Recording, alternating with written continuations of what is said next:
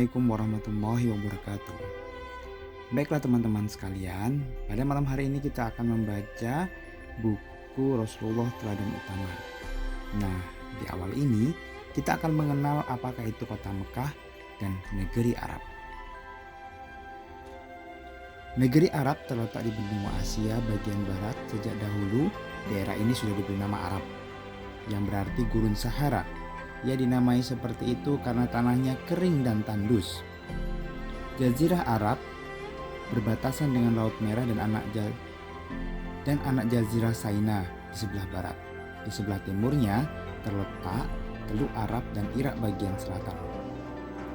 Laut Arab terbentang di selatan, di utara berbatasan dengan Syam dan sebagian Irak. Luas negeri Arab mencapai 1.300.000 mil. Wilayah Arab meliputi Hijaz, Najd, Yamamah, Tihama, Oman, Yaman. Hijaz adalah dataran tandus di antara dataran tinggi Najd dan daerah pesisir Tihama. Di Hijaz inilah terletak kota Thaif serta kota suci Mekah dan Madinah. Wilayah Hijaz tidak pernah dijajah. Tidak ada yang mau menjajah wilayah tandus dan miskin. Wilayahnya juga dikelilingi dengan dataran tinggi, seperti berada di dalam benteng yang sangat kokoh. Kota Mekah adalah jantungnya Hijaz, terletak sekitar 48 mil dari Laut Merah. Nama Mekah konon berasal dari bahasa Sabak, yaitu Makuraba, yang artinya tempat suci. Mekah juga sejak dahulu menjadi tempat persinggahan kafilah dagang dari Yaman menuju Syam atau sebaliknya. Setiap tahun tanggal 1-10 Zulhijjah di Mekah diadakan festival Ukaz. Saat itu orang-orang dari berbagai tempat berkumpul untuk mengikuti lomba pidato dan membaca syair. Oleh karena itu, Mekah menjadi kota tempat pertukaran budaya, perdagangan, agama dan seni. Mereka juga gemar sekali mengundi nasib dengan menggunakan anak panah. Mereka suka menanyakan rahasia masa depan kepada dukun dan tukang ramal. Mereka percaya kepada ramalan binatang serta sesuatu yang bisa membawa dan menolak kesialan.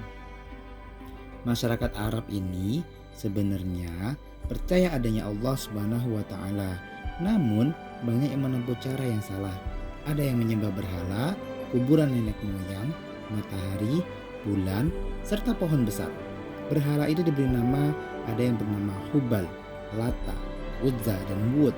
Jumlah berhala itu dari tahun ke tahun semakin banyak. Saat musim haji, berhala dibagikan kepada kabilah-kabilah yang datang. Semakin tersebarlah penyembahan terhadap berhala-berhala tersebut. Kita lanjutkan kembali mengenal Ka'bah dan masyarakat jahiliyah. Sejarah Ka'bah sangat panjang. Tempat ibadah ini sudah ada sejak Nabi Adam alaihi salam. Ka'bah merupakan tempat ibadah pertama yang dibangun untuk manusia. Hal ini seperti diceritakan Allah SWT dalam surat Ali Imran ayat 96. Pada saat Nabi Adam alaihi salam diturunkan ke bumi, bertemu kembali dengan istrinya di Jam'an, lalu Allah SWT mewahyukan kepada Nabi Adam alaihi salam untuk menuju suatu tempat. Tempat itu sejajar dengan arsy Allah. Nabi Adam alaihissalam diperintah untuk membangun rumah ibadah di sana. Lalu Nabi Adam alaihissalam tawaf dan sholat. Sebagaimana Adam pernah melihat malaikat melakukannya di arsy Allah. Di tempat itulah doa-doa akan dikabulkan. Itulah Ka'bah Baitullah yang berada di Mekah. Saat Nabi Adam alaihissalam tiba di tempat itu, terdapat batu yakut yang berwarna merah. Nabi Adam alaihissalam membangun fondasi Ka'bah. Bangunan itu terbentuk kotak, sangat sederhana. Letak dinding Ka'bah membujur tiap sudut mengarah ke tempat mata angin, yaitu sebelah barat laut, timur laut, barat daya dan tenggara. Tujuannya agar bangunan itu tidak runtuh jika badai dan angin kencang bertiup. Masing-masing sudut diberi nama sesuai arahnya. Rukun Iraki mengarah ke Irak atau Mesopotamia, rukun Yamani mengarah ke Yaman, rukun Syami mengarah ke Syam atau Suriah, dan rukun Hajar Aswad berada di dekat Hajar Aswad. Pembangunan Ka'bah kemudian dilanjutkan oleh Nabi Shish, putra Nabi Adam alaihissalam.